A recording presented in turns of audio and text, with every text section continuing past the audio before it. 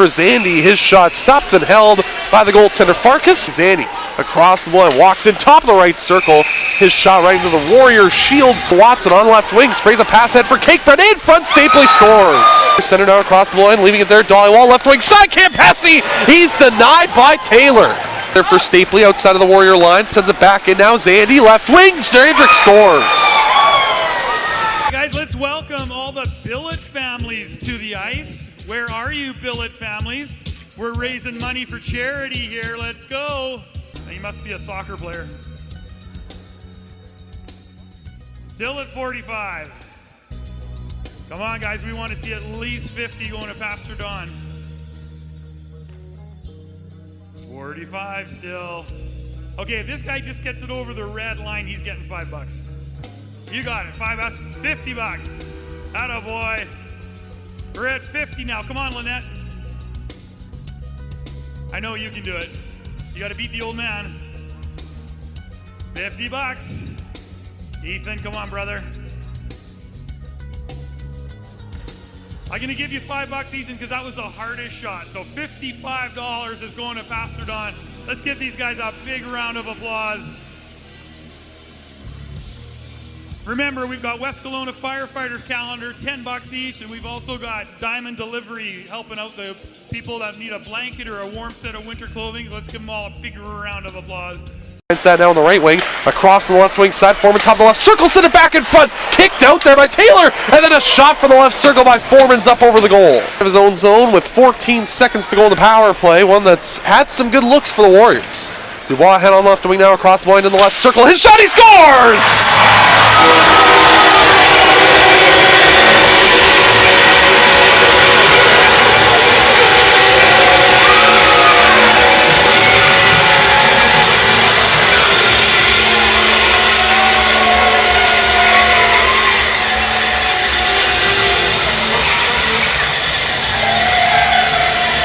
On a power play that's had some good looks. That was the best one of them all. Cakebread left circle, tried to play it across, but Ryan got down to block it, now back in front. Karamanis is robbed by Farkas. Right wing, Dubois, midpoint, Retigliano, left wing, Clayson, 8 seconds to go. Back door, Dubois shoots, stopped by Taylor.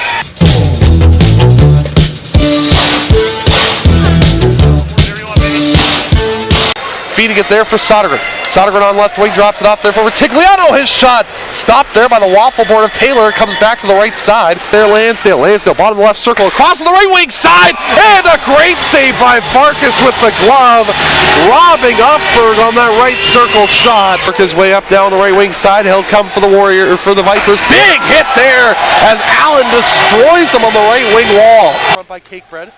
Campesi, right wing there for Retigliano, finds Ryan now, his shot, they score!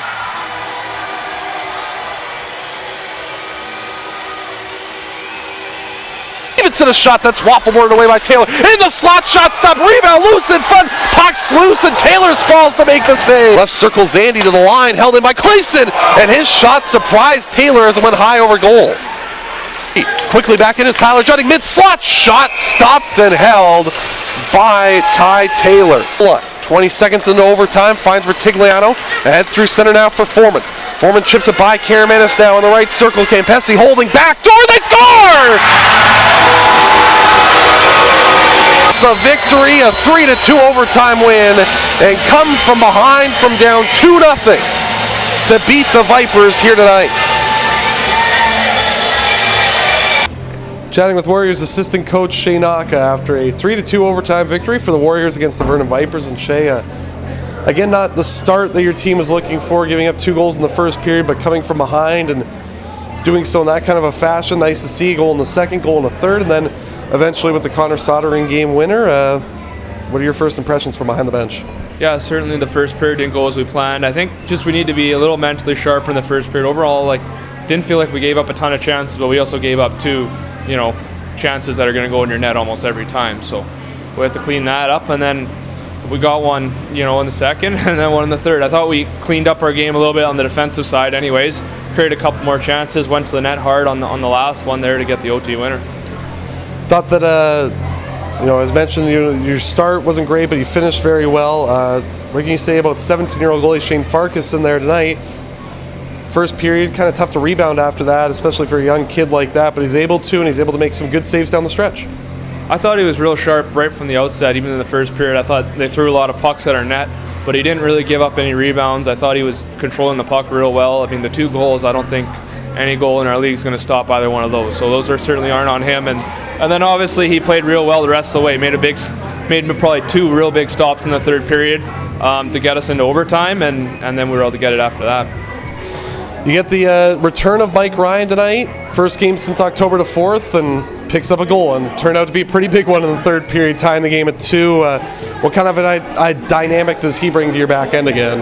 Yeah, it's certainly nice to have him back. Obviously, he's been out for a month with an injury there, and you know, a player like that is hard to replace. A power play guy, a puck mover, a guy that skates as well as him. When we lose both him and Jake, it puts kind of a dent in your D-core to not have that, you know, puck-moving, skating defenseman. So it's good to have one of them back, and he made his presence felt again tonight. Lastly for you now, good to see a veteran guy like Connor Sodergren pick up that game winner, especially with a chance at the other end, able to deny it and then bring it back the other way and end this thing quickly in OT. Yeah, I can't say enough about how those guys played tonight, right from Shane making the save to the puck coming back up the ice, and then Connor doing what he does. He goes to the net hard, does things the right way, and puck found its way there, and it ended up in the net. And you know, it's not always pretty. Sometimes you earn your goals throughout the game, and you get that break at the end.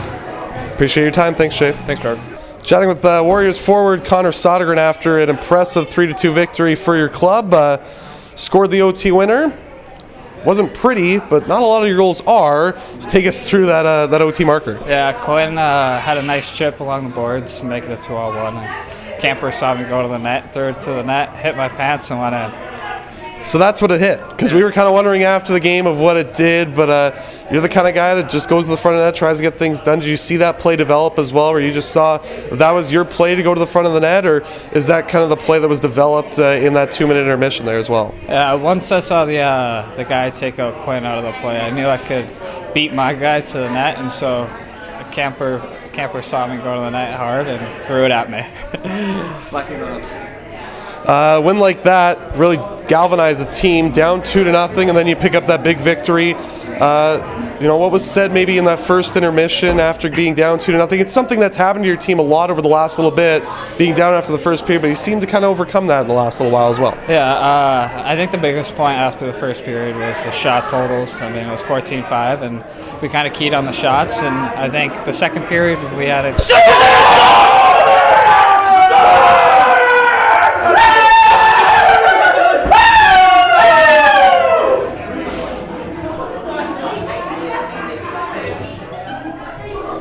Appreciate it. Thanks, Connor. Thank you.